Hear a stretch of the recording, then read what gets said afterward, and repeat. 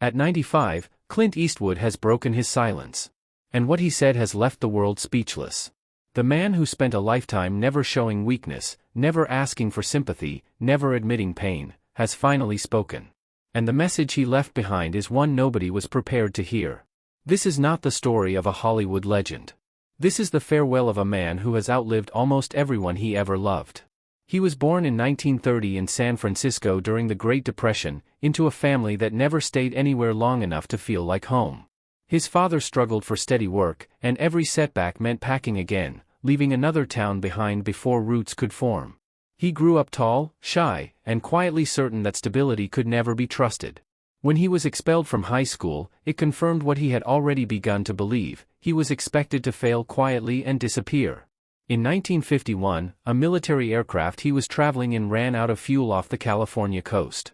He went into the ocean and swam for hours through freezing water, growing weaker with every stroke. He survived, and only later learned the waters were infested with great white sharks. He almost never spoke about it. What it taught him lasted a lifetime. Fear could not be allowed to show. Quiet endurance was the only way forward. Hollywood offered no warmer welcome. Studio executives told him he lacked range, energy, and promise. After 18 months, Universal dropped him. He took manual labor between auditions. He kept going not because success felt certain, but because walking away meant accepting every judgment he had ever been given about himself. That stubbornness eventually became a career. But it came at a cost he spent decades refusing to acknowledge. The losses started arriving in ways he couldn't outwork or control. His father died suddenly in 1970 before any of the unspoken things between them could be addressed. No final conversation. No clearing of old misunderstandings. Just a door that closed too fast. His mother's death years later forced a different lesson. Watching her choose to let go taught him that even endurance has an ending. Sandra Locke, the woman who shared one of the most complicated chapters of his life, died in 2018 after years of silence and unresolved bitterness. No reconciliation. Just a door that had already been locked for years, closing permanently. In 2023, Roxanne Tunis, a woman who had known him long before the fame fully settled, passed away at 93. Those close to him noticed the shift, not in words but in how much further he withdrew. Then in 2024, Christina Sandera, his partner for nearly a decade, died suddenly from a heart condition at just 61.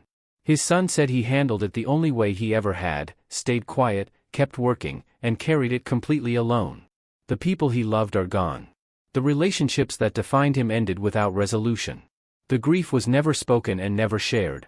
And now, at 95, the man the world called unbreakable is living inside a silence heavier than anything he ever portrayed on screen. His final message was not spoken in an interview or written in a letter. It came through the films he kept making long after anyone expected him to stop. Characters who outlived everyone around them. Men sitting alone with regret they could never undo. Stories about the unbearable cost of never saying what needed to be said while the chance was still there. He was always talking about himself. Most people just didn't realize it until now. At 95, Clint Eastwood is still here.